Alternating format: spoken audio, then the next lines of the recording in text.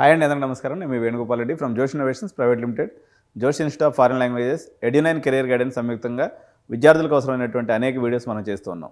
తెలంగాణ రాష్ట్రంలో ఇప్పుడైతే అందరూ సర్టిఫికేట్ వెరిఫికేషన్ మ్యాక్సిమం పూర్తయింది. దగ్గర 95,000 మంది సర్టిఫికేట్ వెరిఫికేషన్కి వచ్చారు. It's a huge number.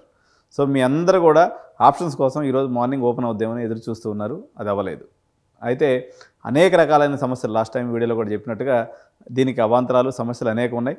ప్రస్తుతానికైతే ఫీజులు పెరగకపోవచ్చు, ఎందుకంటే కాలేజీ వాళ్ళందరూ కూడా ఎవరో కోర్టుకు పోకూడదు అనుకున్నటువంటి నిర్ణయించుకున్నటువంటి పరిస్థితి కాబట్టి సో కౌన్సిలింగ్ సజావుగా సాగేటువంటి అవకాశం ఉంది. దీనికి తోడుగా అనేక కొత్త రకాలైనటువంటి కోర్సెస్ అనేక కాలేజీల్లో వస్తూ ఉన్నాయి. అనేక కొత్త కాలేజీలు కూడా దీంతో చేస్తారనేటువంటి అంచనా ఉంది. అనేక రకాలైనటువంటి కొత్త కోర్సులు లేకపోతే పాత కనుమరుగైపోయిన కోర్సులు కూడా కొత్తగా వచ్చే అవకాశం ఉంది. కాబట్టి నిరంతరం ఎడ్యునైన్ని మీరు సబ్స్క్రైబ్ చేసుకొని ఎప్పటికప్పుడు ఫాలో చేస్తున్నట్లయితే చాలా ట్రిక్కీగా ఉంటుందండి ఈ కౌన్సిలింగ్ ప్రాసెస్. నేను ఒక ఎగ్జాంపుల్ చెప్తాను ఎలాంటి ట్రిక్ ఉంటుంది అన్నది.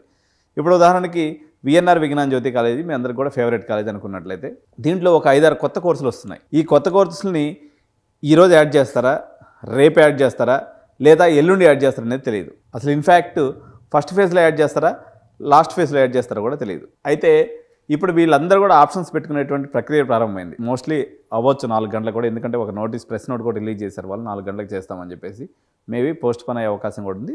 ప్రస్తుతానికి క్లారిటీ లేదు. ఇప్పుడు నేను వీడియో చేసే సమయానికి సాయంత్రం 3 గంటలు అవుతుంది. So we're also waiting for the options పెట్టడానికి మేము కూడా ఈ యుద్ధానికి సిద్ధంగా ఉన్నాం. దీంట్లో చాలా రకాలైనటువంటి వీడియో సిరీస్ అనేది ఎడ్యునైన్ మీకు చేస్తుంది. ఇప్పుడు హాస్టల్స్ గురించినటువంటి సమాచారం, ట్రాన్స్పోర్టేషన్కి సంబంధించినటువంటి సమాచారం, కొత్త కాలేజీల యొక్క సమాచారం, కొత్త కోర్సుల యొక్క సమాచారం, రిజిస్ట్రేషన్ చేసుకునేటప్పుడు లాగిన్ ఐడి ఫెయిల్ అయిపోతుంది, లేకపోతే పాస్వర్డ్ మర్చిపోతారు, లేకపోతే ఎట్లా మీరు హెల్ప్ లైన్ సెంటర్కి కాంటాక్ట్ అవ్వాలి, ఇలా అనేక రకాలైనటువంటి ఇన్ఫర్మేషన్తో కూడుకున్నటువంటి వీడియోస్ మనం చేస్తూ ఉన్నాం. ప్రస్తుతానికైతే ఇప్పుడు ఇమీడియట్గా ఒక దగ్గరైతే మనం మొదలు పెట్టాలి కాబట్టి మీరు ఇప్పుడు ఈరోజు 4 గంటలకు ఓపెన్ అయిన తర్వాత ఫస్ట్ ఏం చేయాలి అనేది మనం చూసినప్పుడు మొట్టమొదటిసారిగా మీరు క్యాండిడేట్ రిజిస్ట్రేషన్ అనేది చేయవలసి ఉంటుంది.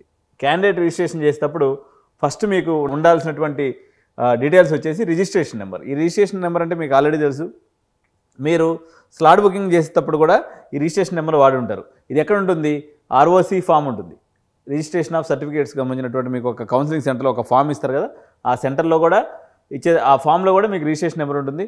లేదా ఎంసెట్ హాల్ టికెట్ మీద కూడా ఈ రిజిస్ట్రేషన్ నెంబర్ అనేది ఉంటుంది. సో దీన్ని మొట్టమొదటిసారిగా మీరు కంప్యూటర్లో ఎంటర్ చేయాలి. దాని తర్వాత మీ ఎంసెట్ యొక్క హాల్ టికెట్ నెంబర్ని ఎంటర్ చేయాలి. అదేవిధంగా మీకు వచ్చినటువంటి ర్యాంక్ని ఎంటర్ చేయాలి, మీ డేట్ ఆఫ్ బర్త్ని ఎంటర్ చేయాలి. సో ఒకసారి డేట్ ఆఫ్ బర్త్ ఎంటర్ అయిన తర్వాత జనరేట్ పాస్వర్డ్ అని కానీ కొట్టినట్లయితే మీరు ఈ నెక్స్ట్ పేజ్లోకి వెళ్తుంది అనమాట. అక్కడ మీకు ఏదైతే పాస్వర్డ్ కావాలో ఒక స్పెషల్ క్యారెక్టరు, ఒక అప్పర్ కేసు, అదేవిధంగా ఒక న్యూమరిక్ క్యారెక్టరు ఇట్లా ఉండేటట్టు చూసుకునేసి మీరు ఇట్లా ఒక కాంప్లెక్స్ పాస్వర్డ్ని క్రియేట్ చేసుకోవాలి.